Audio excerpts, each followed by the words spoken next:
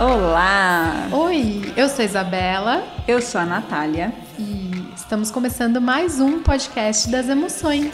Esse é o 4º episódio da série Músicas Emocionais. Isso! Então a gente já falou aqui nesse podcast de emoções dolorosas e muito difíceis como ciúme, ansiedade, raiva, e hoje a gente vai falar de outra, hein? De uma emoção extremamente dolorosa e muito difícil de falar sobre ela, né, Bela? Sim.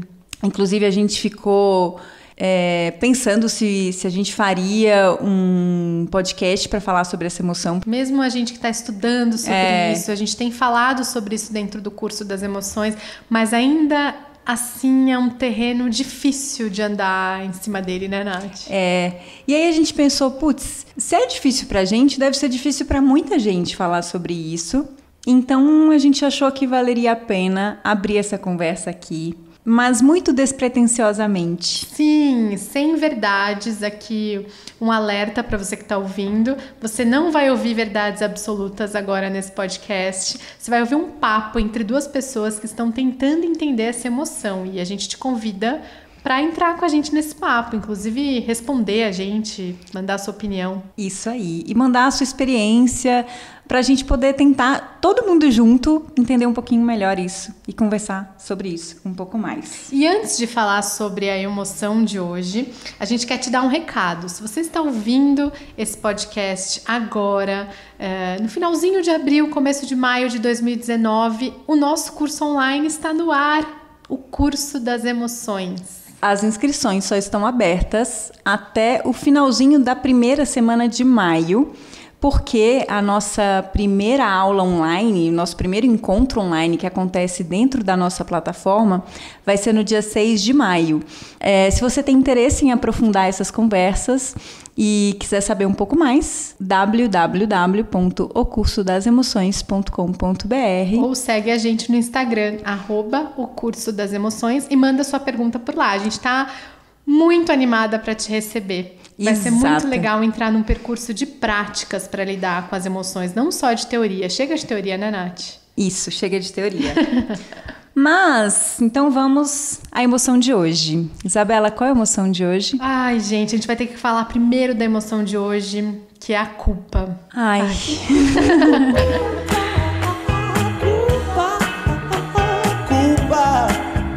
Então, como a gente estava dizendo, é um terreno difícil falar sobre a culpa.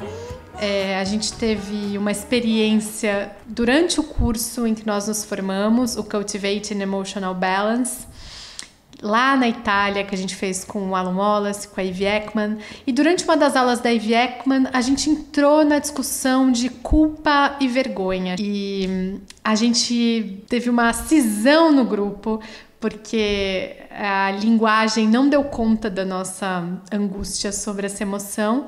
E a gente percebeu que essas emoções são experienciadas de forma muito diferente entre americanos, especialmente norte-americanos, e latinos, entre o povo latino.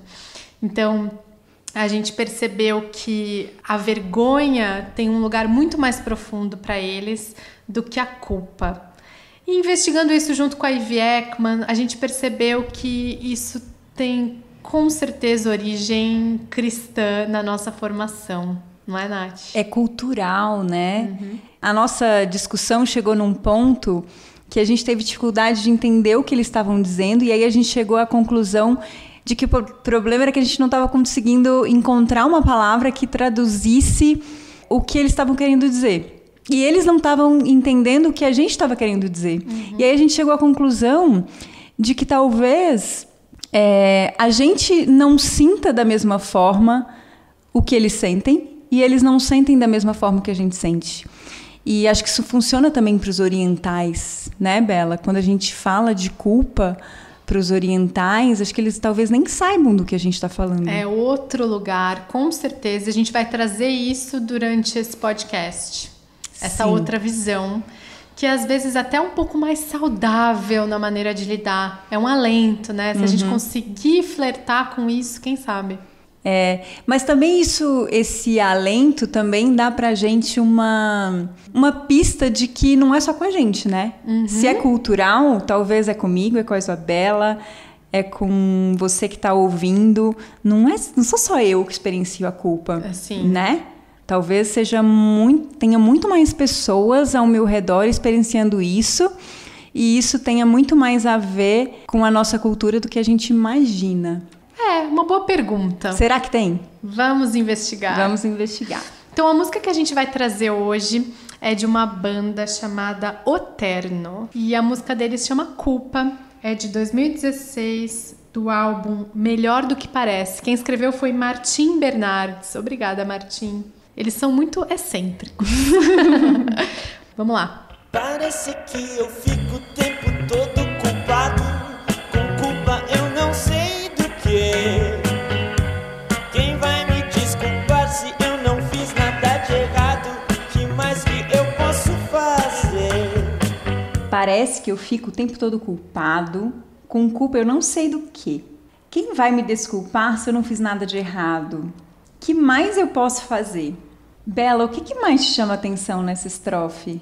Eu gosto muito dessa ideia dele de falar que parece que ele fica o tempo todo culpado. Porque isso traz uma boa deixa para a gente falar aqui sobre o conceito do que é uma emoção. A gente tem falado de emoções aqui, mas a gente nunca trouxe esse conceito, que é essa definição que é do Paul Ekman, que é a seguinte: o Paul Ekman diz que a emoção é um processo, então é um tipo particular de avaliação automática. O que significa isso? Significa que quando alguma coisa que vai acontecer importante para o meu bem-estar, eu não tenho eu não consigo pensar antes, eu não consigo dizer, opa, peraí, alguma coisa vai me causar raiva, deixa agora eu sentir raiva. É automático. Por isso que a gente não vai falar aqui, nem no curso das emoções, em controlar as emoções, porque não vai rolar. E aí o Paul Ekman também diz que isso acontece por conta do nosso passado evolutivo e o nosso passado pessoal. Então, evolutivamente, por exemplo, a gente cultivou medos. E, ao mesmo tempo, ele também diz que é pessoal. Ou seja, eu tenho os meus próprios medos, eu tenho as minhas próprias culpas, eu tenho as minhas próprias situações que me despertam raiva. Então, eu acho isso muito legal, a gente pensar nessa definição de emoção, junto com o que o Paul Ekman diz, que a emoção dura muito pouco, ela dura minutos. Então esse negócio do Grupo Terno falar que parece que fica o tempo todo culpado, não é bem assim, né, Nath? Eu já tive muito essa sensação, né, de achar que eu estou experienciando a emoção o dia inteiro. Sim. Por que a gente acha isso, né? Porque a gente aperta o gatilho de novo e de novo, né? E com todas as emoções pode ser que isso aconteça, né? Sim. Com emoção de raiva, com emoção de tristeza, com emoção de culpa, com emoção de alegria. Quando eu sinto raiva, por exemplo, às vezes eu vivi um episódio de raiva que durou minutos, que durou pouco, e eu saio daquela situação e depois eu penso, putz, eu deveria ter respondido de outra forma. Ou eu deveria ter falado de outro jeito. E aquilo vai... Eu vou ruminando aquilo, né, durante o dia. Ou você conta pra alguém, né? Você chega pro seu namorado e fala, você não sabe o que fulaninha disse. E aí você volta naquela emoção, te dá uma raiva, uma vontade de ação. Exato. Eu acho que a culpa me permeia. Eu acho que eu também tenho essa sensação de que ela dura. Parece que eu fico o tempo todo culpado. Porque ela traz uma sensação também. Parece que com a culpa isso é mais... presente, né? Parece que a culpa é mais perene, assim, né? Sim. Mas, será que é? Então, não sei, né? Então, eu tenho essa sensação, mas eu também tinha essa sensação com a raiva. Eu também tinha essa sensação com a tristeza. E quando eu comecei a observar, eu observei, por exemplo, que no meio de um dia triste, eu encontrava com um amigo. Às vezes a gente pensa que a gente está o tempo inteiro na emoção, mas não necessariamente. Exato, a gente toma café, a gente toma banho, liga para alguém, a gente toma banho, a gente responde e-mail, a gente faz várias coisas. E no meio dessas várias coisas, a gente não está experienciando aquela emoção. Isso. E aí, de novo, a gente experiencia. Aí a gente não experiencia, de novo a gente experiencia. Só o fato da gente prestar atenção já faz com que a gente perceba que a gente não tá triste o tempo todo, que a gente não tá raivoso o tempo todo, raivosa o tempo todo, que a gente não tá culpado o tempo todo. Então, essa é uma deixa do Paul Ekman, assim, né? Quando a gente descobriu, né, Bela, que a emoção dura minutos, a gente falou, uau, então a gente não é isso. Se a gente não é isso... Passa. A emoção passa. E se ela passa... Nossa, isso é alguma coisa. Sim, gente, isso é uma liberdade, né? Quando a gente pensa que a gente está o tempo inteiro ocupado, a gente está preso naquilo. Mas se a gente sabe que é só o seu gatilho, você apertando de novo, então tudo bem. Ao mesmo tempo, pode ser uma sacanagem, né? Falar isso. Porque a gente realmente tem uma sensação de estar culpado. Sim. Então, por isso que a gente vai falar aqui o tempo inteiro que não é teórico esse processo. A gente vai ouvir um podcast e vai falar assim, nossa, é mesmo, eu tomo café e às vezes esqueço que eu tô sentindo aquilo. Eu ligo para um amigo e às vezes esqueço que eu tô sentindo aquilo. Eu respondo um e-mail, às vezes eu esqueço que eu tô sentindo aquilo, mas na hora que a gente está experienciando, é muito real o que a gente está experienciando. Então, por isso que a gente vai tentar descobrir formas de conhecer recursos que possam nos apresentar saídas diferentes, assim. Então, por isso que não é tão teórico. Às vezes a gente vai querer descobrir práticas que nos ajudem a lidar com isso. E justamente sobre essas práticas, né, vem a última pergunta dessa estrofe. Que mais eu posso fazer? Que mais eu posso fazer? É uma pergunta que a gente tem colocado no curso das emoções. O que dá para fazer? Porque a culpa é real, pega mesmo, dói. E aí, o que a gente faz com isso? O que a gente faz para não jogar essa emoção para debaixo do tapete? E também não parar só na teoria de dizer o que é uma emoção e não na teoria de dizer isso passa, isso é rápido, mas isso, como é que eu estou experienciando? O que dá para fazer? Quais são os recursos que eu tenho na hora disso, né? Isso porque a gente não está entrando na maior das culpas, que com certeza alguém que está ouvindo a gente aqui é mãe, e a gente sabe que a emoção que mais pega as mães é a culpa. Tem até, né, a culpa, junto com uma mãe nasce uma culpa.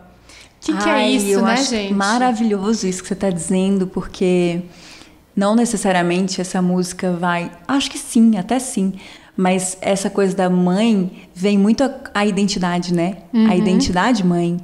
E junto com uma identidade, vem sempre uma expectativa, né? De algo que eu deveria ser. De algo que eu deveria... cumprir. Com um ideal. Com um ideal, exato. Quem é essa mãe ideal, né? Quem é esse profissional ideal, essa esposa ideal, esse marido ideal, essa filha ideal? Essa mulher ideal, né? E aí, junto com isso, deve vir uma culpa, né? E isso tem a ver com um eu que acho que que a banda vai apresentar pra gente na próxima estrofe. Vamos ouvir então a próxima estrofe pra gente continuar esse assunto antes que a Natália fale da música inteira só na estrofe 1. Será que as coisas que eu faço penso que não tem problema, na verdade são pecado, e é por isso que eu me sinto tão culpado? Será que as coisas que eu faço, penso que não tem problema, na verdade são pecado e é por isso que eu me sinto tão culpado? Essa é a primeira vez que ele está trazendo aqui pecado e que então ele está associando um pouco a culpa a essa culpa cristã, essa coisa que a gente tem arraigada na nossa sociedade. Será que isso influenciou nessa nossa formação de que a gente está o tempo inteiro no pecado? Eu acho que sim. Me vem uma coisa que agora, que essa culpa que vem desse lugar cristão tem uma coisa meio de colocar a gente num lugar de bonzinho, de boazinha. Você não acha? Sim. Que apesar de não ser nada bom de sentir, é quase que como... É quase que como a gente tem que se sentir culpado, sabe? Sim, para se responsabilizar. Isso. Será que a culpa é importante para essa responsabilização? Não sei se isso faz sentido, mas eu acho que a gente acredita nisso, sabe? Sim. Eu acho que a gente, enquanto sociedade, acredita nisso, assim. Não sei se isso faz sentido, mas a gente não questiona isso, né? A gente coloca esse lugar como um lugar meio verdadeiro, assim, puritano, assim, sabe? De ser uma boa pessoa, sabe? Ser confiável. Mas será que assim, passa por aí, né? Não sei. Agora também, além disso, tem uma coisa super interessante, né, Isabela? Que a gente estava vendo antes de começar a gravar. Você quer contar para as pessoas quantas vezes nós contamos a palavra eu?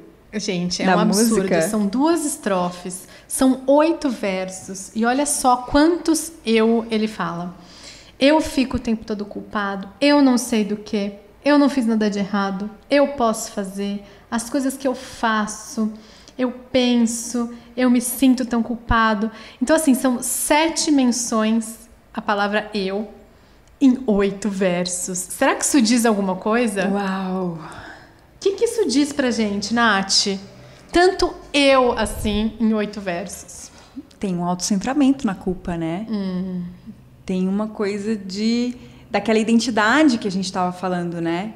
Porque existe um apego grande a essa identidade, eu me culpo. Sim. Quando a gente vai ler sobre a culpa, ela tá sempre dito isso, né? Que é muito apego à identidade, é muito achar que eu consigo salvar, ou eu consigo arruinar, ou a minha culpa é, né, um tamanho muito maior do que eu poderia dar para ela. Exato. E também porque na nossa cultura essa ideia de culpa ela tá ligada à responsabilidade. Então, eu sei porque eu trabalhei muitos anos como professora de educação infantil. Então, quando uma criança bate na outra, quando uma criança tira o brinquedo da outra, a gente pede para ela falar desculpas.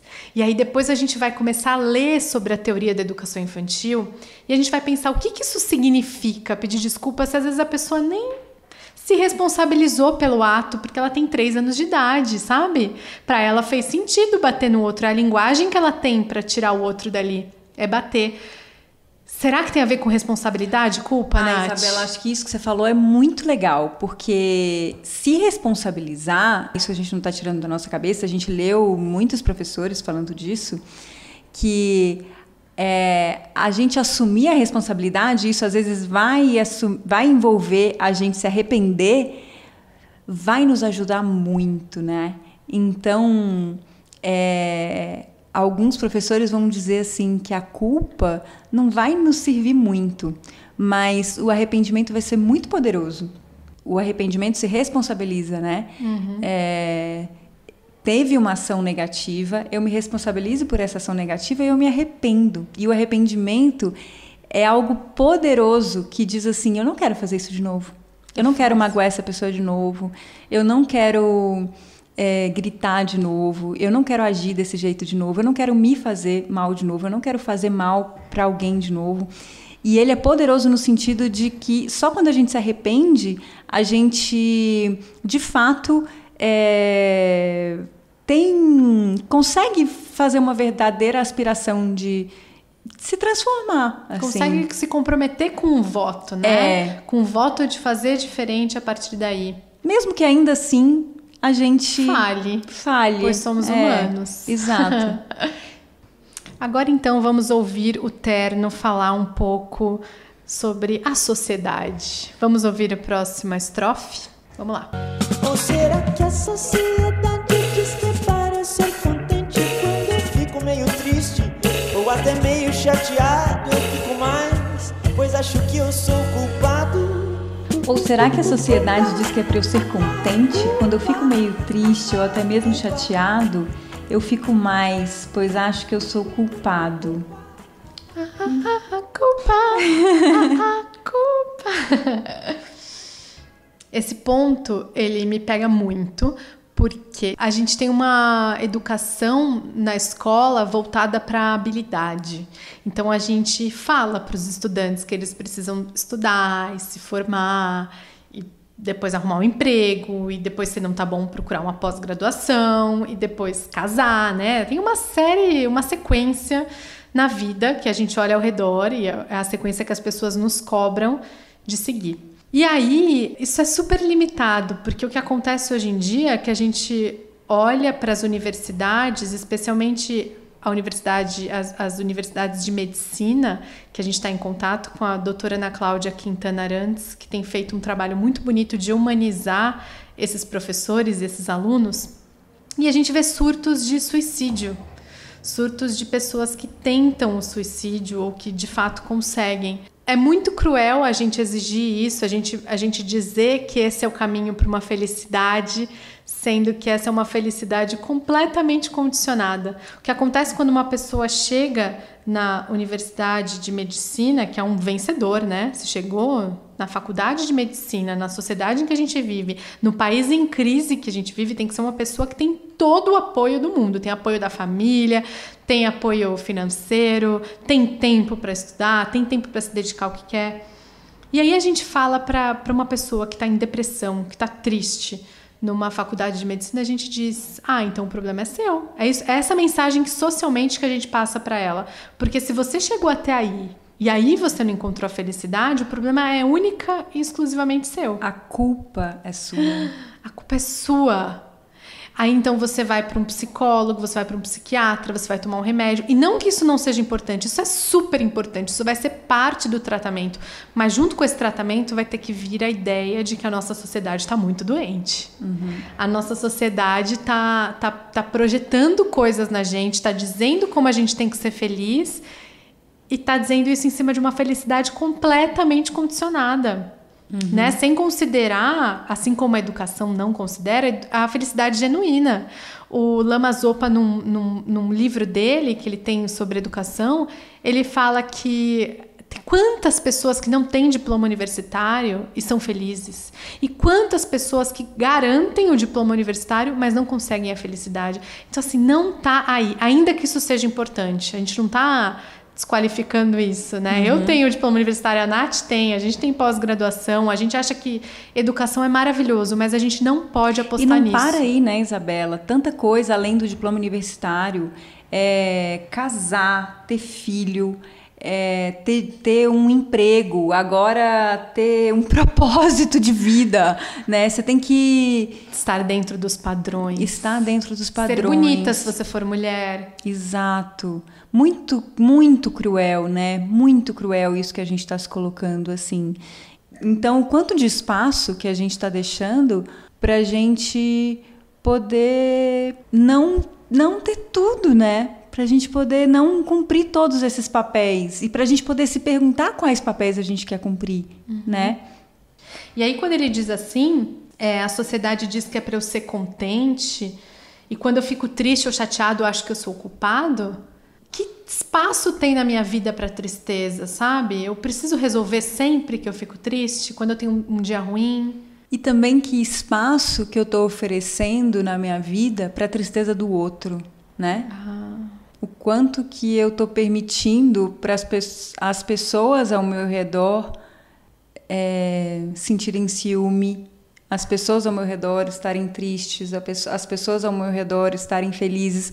O quanto que eu estou me permitindo ter equanimidade diante das emoções dos outros, assim. É difícil, né? É muito difícil, muito porque difícil. Quando a gente começa a refletir, a gente vê que a gente não está fazendo nada disso. Não tá.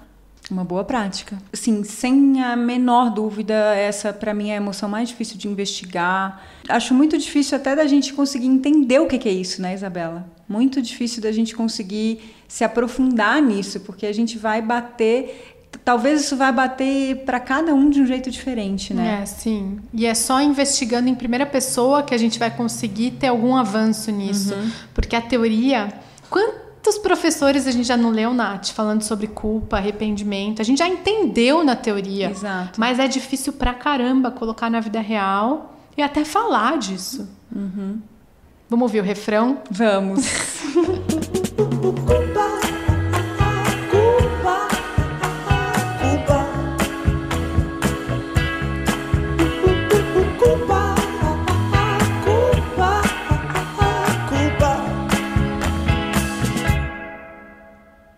Então o refrão é só isso mesmo, você acabou de ouvir. Mas tem uma coisa nisso que eu quero acreditar que o poeta Martim Bernardes, que fez isso, ele pensou que culpa Eu acho que vem junto com uma respiração curta, assim, né? Dessa sensação do peito apertado, da gente não conseguir respirar. Eu acredito na arte, então acho que ele pensou para fazer isso. E uma coisa legal também que a Isabela percebeu é que essa música toda tem um tom mais discursivo, né? Sim. Assim como a emoção da culpa e assim como a emoção da ansiedade, diferente da raiva e do ciúme. Sim, e até dos podcasts que a gente fez aqui, na raiva e o ciúme, se você for ouvir, são podcasts em que a letra expressa uma explosão, né? Momentânea, uma coisa que a palavra sai meio errada, que a roda gigante gira. Sim. E a ansiedade e aqui a culpa, eles pensam mais sobre, eles trazem mais informações. É muito discursiva. É muito um jeito da gente lidar também. A culpa é uma coisa que rumina. Eu vou pra casa, eu vou pensando. Nossa. Eu vejo o que eu devia ter feito de diferente, que não tá certo. Então vamos pro final da música. Desculpa qualquer coisa, minha culpa minha de pedir perdão. Culpa de fazer sucesso, culpa de ser um fracasso, culpa sua, culpa de cristão. Natália, desculpa qualquer coisa. Minha culpa minha de pedir perdão. Culpa de fazer sucesso, culpa de ser um fracasso, culpa sua, culpa de cristão. Isabela, essa última estrofe é em sua homenagem. É em minha homenagem. Por quê? Porque a Isabela sempre me fala, quando a gente vai sair do Uber e alguém fala pra gente assim, desculpa qualquer coisa, ela fala essa frase, não faz sentido nenhum, Natália. Por que as pessoas falam isso? Desculpa qualquer coisa. Você tá se desculpando pelo quê? E aí eu comecei a pensar sobre isso, né? Será que faz sentido? Desculpa qualquer coisa? Quando a pessoa tá falando isso, ela tá falando o quê? Desculpa qualquer coisa. Ela tá pedindo desculpa pelo que ela fez, porque talvez ela tenha feito. Eu acho que assim, ó, desculpa qualquer coisa. Se eu fiz alguma coisa que te magoou, eu já peço desculpa agora. Não acredita que eu sou aquela identidade que fez aquilo que te magoou? Será que é isso? Será que é? Desculpa qualquer coisa. O que tem por trás disso? Eu de verdade não sei. Eu acho que a gente tem que deixar essa pergunta aqui, porque depois que a Isabela falou isso, eu comecei a pensar nessa frase e as pessoas falam muito isso. Muito, desculpa qualquer coisa. Sim. E eu acho que é muito natural as pessoas falarem isso, desculpa qualquer coisa. E é uma coisa pra gente pensar. Por que a gente tá falando tanto isso, desculpa qualquer coisa, sendo que talvez a gente não tenha pelo que se desculpar? Né? Exatamente. É uma coisa cultural a gente se desculpar por qualquer coisa, sendo que a gente talvez nem conhece essa pessoa. Você fala, Nath, desculpa qualquer coisa? Então, eu comecei a prestar atenção depois que você falou e não me vejo muito falando isso. Acho que você já me viu falando isso? Não, nunca te vi falando isso. Acho que não, eu também nunca me vi falando isso. Mas eu observo as pessoas falando isso e desde que você trouxe isso, eu falo, mas por que ela tá me pedindo desculpa? Eu não mal conversei com essa pessoa e ela tá me pedindo desculpa por Parece qualquer coisa. Parece uma coisa educada, né? E eu antes achava uma coisa fofinha, educada, assim. E não deixo de achar. Eu acho que a pessoa tá sendo genuína. Ela tem uma boa intenção. Eu acho que tem uma boa intenção. Mas me vem junto uma compaixão, assim, de pensar, putz, por que essa pessoa tá pedindo desculpa? Ela não fez nada. Não precisa pedir desculpa. Mas vamos conversar sobre isso. Precisa pedir desculpa por qualquer coisa? Não precisa? É uma frase que faz sentido no português? Sentido, não faz. Se você fala desculpe qualquer coisa, escreve pra gente. Eu não tenho uma conclusão, de verdade. Eu também não. Eu não tenho. A gente avisou que esse podcast não ia trazer nenhuma solução pra sua vida, hein? Que mais, Isabela, sobre essa estrofe? Ele fala uma coisa que é o seguinte: culpa de fazer sucesso e culpa de ser um fracasso. Então, eu acho bem legal essa frase, porque é basicamente assim: não depende muito das condições externas, né? Eu vou ter culpa de qualquer jeito. Se eu fizer sucesso, eu tenho a culpa de que eu fiz sucesso. Se eu sou um fracasso, ai meu Deus, que culpa que não deu certo. De onde vem essa culpa? Se ela não está somente relacionada ao fator externo. Então não é o fracasso que me traz a culpa e não é o sucesso que me traz a culpa. Conectando ao começo da música, que ele diz: quem vai me desculpar se eu não fiz nada de errado? Também não está conectado ao fator interno. Então, se não está conectado ao fator externo, se não está conectado ao fator interno, está conectado ao que a culpa? Essa culpa nasce onde? Meu Deus! Essa culpa está aonde? E essa culpa vai para onde? Acho que a gente pode terminar o podcast com a pergunta. Uma coisa que a gente faz dentro do curso das emoções, e uma coisa que você pode fazer na sua vida, é, por exemplo, começar a colecionar uns filmes que você vê que... Sabe aqueles filmes que não tem culpado? A gente tem uma lista desses filmes no curso das emoções. Um que me marcou muito foi Babel. Eu tinha 15 anos quando assisti. E foi, assim, uma experiência muito marcante. Eu não entendia nada de cinema e não entendia nada de arte. Eu peguei porque tinha na locadora da cidade do interior da minha avó. Foi esse o motivo. Mas me marcou muito de ver, especialmente a última cena em que a câmera dá um zoom out e você vê que aquilo tá em tudo, sabe? Todos os pequenos apartamentos têm algum problema daquele tipo. E aquilo dá até uma falta de ar do refrão, sabe?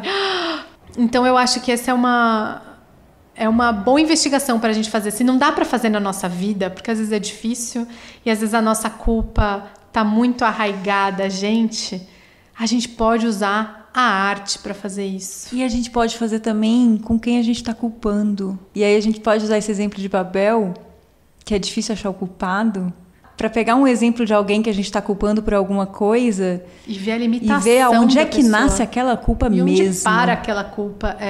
Essa é uma boa, de novo, a arte ajudando a gente, né? Muito legal.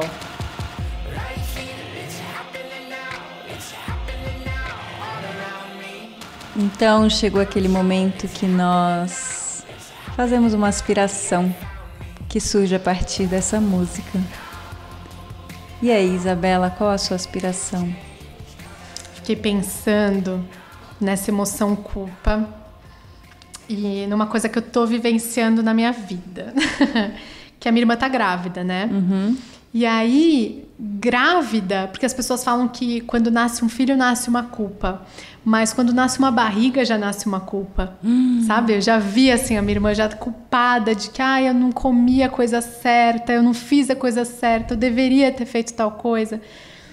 E aí, eu pensei em quanto esse discurso é naturalizado. Então, quando a gente fala, quando nasce uma mãe, nasce uma culpa, eu penso muito nas mães, porque eu acho que deve ser muito difícil ser mãe nessa sociedade individualista, né?